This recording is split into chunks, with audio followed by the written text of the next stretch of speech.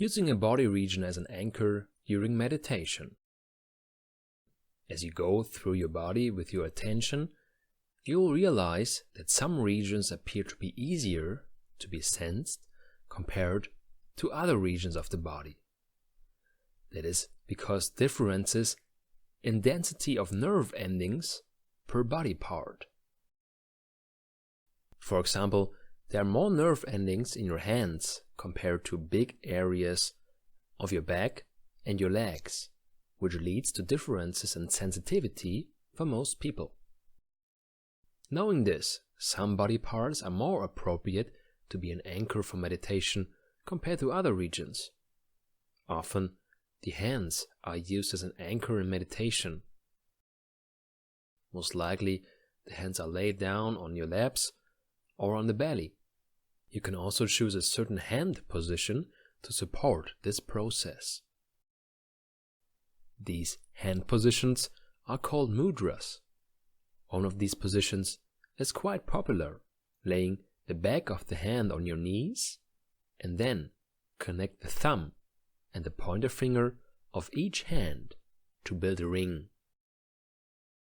Another option to intensify the feeling of a certain body region is to put your hands together in front of your chest and then create a feeling of warmth inside you. This type of meditational position is most likely known by the Christian version of a prayer. Experiment with these positions, but take care that your shoulders hang loose. Let go of any prejudice that you might connect towards certain hand positions. Instead, focus on your feelings in these positions. What is different if you lay your hands on your knees with the palms facing downside? What is more comfortable? More stable? What position lets you feel to be resting in yourself? Which position lets you feel to be more open and ready for exchange? Try it out. With the help of anchoring your consciousness in your body, you prevent a monotonous activation of your mind. The continuous observation of body sensations and emotions helps you to realize their fluctuating nature.